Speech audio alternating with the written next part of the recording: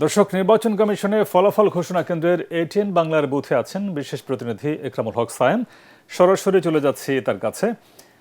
Sayem, vote গণনার সবশেষ কি তথ্য আছে আপনার কাছে, আমাদেরকে জানাবেন। তোহা স্টেপ ফুডার লিমিটেড ভোটের খবর বুথ থেকে আমরা জানাচ্ছিলাম দুপুর থেকে এখানকার নির্বাচনের পরিস্থিতি এবং এরপরে ফলাফলের খবর।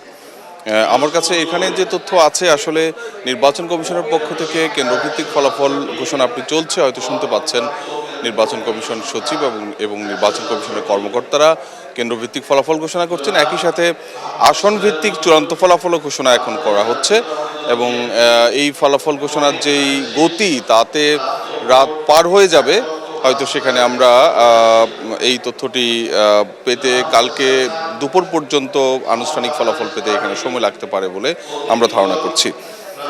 আমরা এছাড়া বিভিন্ন তথ্য মতে, বিভিন্ন সূত্র মতে, আপনি জানেন যে এরই মধ্যে কেন্দ্রভিত্তিক ফলাফল ঘোষণা হয়ে গেছে এবং সেই কেন্দ্রভিত্তিক ফলাফল ঘোষণার আলোকে প্রার্থীরা, ভোটাররা এবং নিজ নিজ এলাকায় যারা রয়েছেন তারা এরই মধ্যে জেনে গেছেন যে তাদের এলাকায় আসলে কারা জিতেছেন, কারা হেরেছেন। এবং বিশেষ করে দলগুলো তারা মনিটর করেছে কেন্দ্রীয়ভাবে যে কেন্দ্রভিত্তিক ফলাফল অনুযায়ী আসন ভিত্তিক তাদের কি অবস্থা। সে অনুযায়ী আমরা যদি বলি যে, দুঃখিত, বিএনপির পক্ষ থেকে যেই মনিটরিং চলছে তাতে আমরা যে তথ্য পেয়েছি, তাতে 235টি আসনের তথ্য আমরা পেয়েছি। সেখানে 180টি আসনে বিএনপির প্রার্থীরা জয়ী হয়েছে, 52টি আসনে জামাতের প্রার্থীরা জয়ী হয়েছে, 2টি আসনে স্বতন্ত্র প্রার্থী জয়ী হয়েছে। এই হিসাব জামাতের ক্ষেত্রে, জামাতের যে অফিসিয়াল ফেসবুক আছে সেখানে তাদের দাবি তারা 80টি আসনে বিজয়ী হয়েছেন তাদের প্রার্থীরা, এবং 62 জন প্রার্থীর নামের তালিকা, বিজয়ী প্রার্থীর নামের তালিকা তাদের ফেসবুক পেজে তারা দিয়েছেন। এই ফলাফলটি আসলে চূড়ান্তভাবে জানতে আমাদের আরও কিছুটা সময় লাগবে, যেটি বললাম যে কালকে হয়তো দুপুর পর্যন্ত সময় লেগে যেতে পারে এখানকার আনুষ্ঠানিক ফলাফল ঘোষণা করতে নির্বাচন কমিশনের। আপনাকে আরও কিছু বিষয় জানিয়ে রাখি যে আল্লামা মামুনুল হক, আমরা যেই এলাকাটিতে রয়েছি এটি ঢাকা 13 আসন।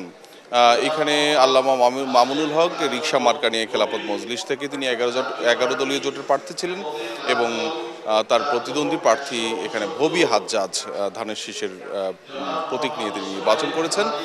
কেন্দ্রভিত্তিক ফলাফলের যেই চিত্র, তাতে ভবি হাজ্জাজ কিছু ভোটে এগিয়ে রয়েছেন। মামুনুল হক রিটার্নিং কর্মকর্তার অফিসে এসেছিলেন, তাকে ভোটের অনিয়মের কিছু অভিযোগ করে গেছেন এবং নির্বাচন কমিশনের এই ফলাফল ঘোষণা কক্ষে এসেও তিনি কিছু অভিযোগ করে গেছেন। এই মুহূর্তে তিনি এই নির্বাচন কমিশনে রয়েছেন।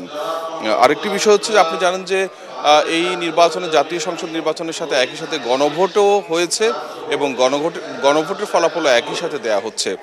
যেই আসনগুলোর আমরা ফলাফল পেয়েছি সেখানে এখন পর্যন্ত গণভোটের যে ফলাফল, হ্যাঁ ভোটের পক্ষে পড়েছে 72% কিছু বেশি, আর না ভোটের পক্ষে পড়েছে প্রায় 28% ভোটার না ভোটের পক্ষে রায় দিয়েছে।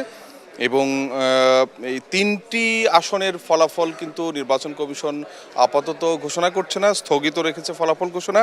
যেহেতু আদালতের মামলা রয়েছে, আদালতের মামলার নিষ্পত্তি না হওয়া পর্যন্ত 3টি আসনের ফলাফল ঘোষণা স্থগিত রাখার সিদ্ধান্ত নিয়েছে নির্বাচন কমিশন। এই 3টি আসন রয়েছে শেরপুর 2, চট্টগ্রাম 2 এবং 4।